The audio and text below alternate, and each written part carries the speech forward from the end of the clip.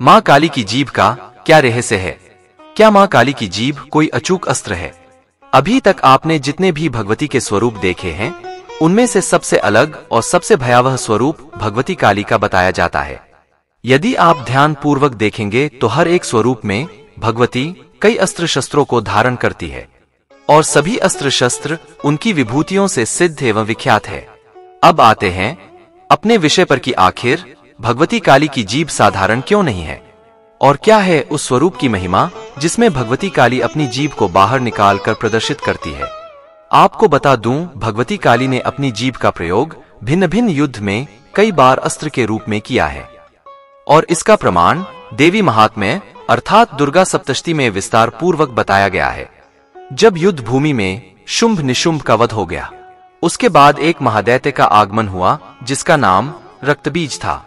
उसको भगवान शिव से वरदान था कि यदि मेरे शरीर की एक बूंद भी रक्त भूमि पर गिरे तो उसका परिणाम यह हो कि मेरे जैसे पराक्रमी, शक्तिशाली एवं बलवान दैत्य असंख्य जन्म ले। लेकिन उसका यही वरदान उसकी मृत्यु और काल बना और उस काल का नाम था महाकाली।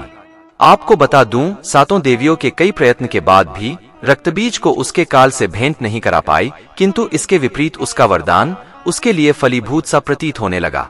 अर्थात वहां एक रक्तबीज नहीं बल्कि असंख्य रूप से कई रक्तबीज जन्म ले चुके थे। जब देवियों को कुछ समझ में नहीं आया तो वह भगवती जगदम्बा यानी आदि शक्ति दुर्गा की ओर देखने लगी। इतने में ही भगवती दुर्गा ने एक स्वर में भगवती काली का आवाहन किया और कहा, हे देवी, आप चंड मुंड का विनाश करके ही चामुंडा रूप से विख्यात हुई है। मैं आपसे आग्रह करती हूँ कि आप इस रक्तबीज से जन्मे असंख्य बिंब का अपने मुख के द्वारा भक्षण करें और इस महादैत्य को रक्तहीन करके इसका शीघ्र अति शीघ्र वध करें। भगवती दुर्गा का वचन सुनके माँ काली ने रक्तबीज के साथ युद्ध प्रारंभ कर दिया और यह युद्ध अत्यंत भीषण एवं घातक था, जिसको देख समस्त देवी देवता भी घबरा रहे थे। साथ ही भगवती काली के पराक्रम को देखते हुए उनकी जय जयकार भी कर रहे थे। निरंतर युद्ध के पश्चात भगवती काली ने रक्तबीज से उत्पन्न सभी दैत्यों का अपने मुख व जीभ के द्वारा भक्षण कर लिया। उसके पश्चात जब रक्तबीज रक्तहीन होने लगा तो देवी ने सही समय पर उसका वध कर उसके वरदान को अभिशाप रूप में परिवर्तित कर दिया और रक्तबीज का संहार किया। वहीं शिव महापुराण में मां काली का वर्णन और भी ज्यादा रोमांचित करता है। जब शंखचूड़ नामक दैत्य ने सारे संसार में अपना आधिपत्य जमा लिया था, तब भगवान शिव और उनके पुत्र कार्तिकेय ने उससे युद्ध किया, किंतु युद्ध अपनी स्तर से बढ़ ही नहीं रहा था। ऐसे में भगवती काली का आगमन हुआ और वह शंखचूड़ से युद्ध करने के लिए तत्पर हुई। भगवती काली और शंखचूड़ के मध्य एक भीषण और अत्यंत भयावह युद्ध हुआ। फिर भी उस शंखचूड़ का वध असंभव सा प्रतीत होने लगा।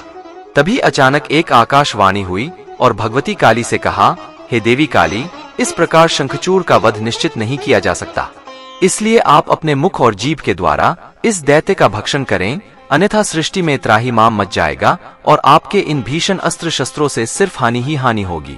देवी काली आकाशवाणी सुनते ही उसी रणनीति से शंखचूड़ से युद्ध करने लगी।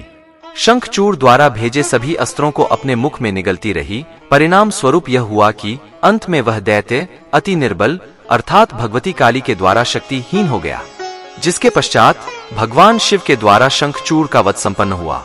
तो आपने देखा कि कैसे भगवती काली अपने मुख व जीभ को युद्ध में अचूक अस्त्र शस्त्र के रूप में प्रयोग करती है। लेकिन इसका तात्पर्य यह नहीं कि वह अपने मन में रक्त की लालसा रखती या फिर रक्त की प्यासी है। बस यह जान लीजिए कि आने वाले संकट को देवी अपने कालरूपी मुख से भक्षण कर लेती है और पुनः शांति, धर्म एवं समृद्धि को स्थापित करती है। आशा करते हैं मां काली के संदर्भ में यह जानकारी आपको अत्यंत पसंद और आपके लिए ज्ञानवर्धक होगी। वीडियो को लाइक करें और सनातन मिस्ट्री चैनल को सब्सक्राइब कर हमें भी सपोर्ट करें। धन्यवाद।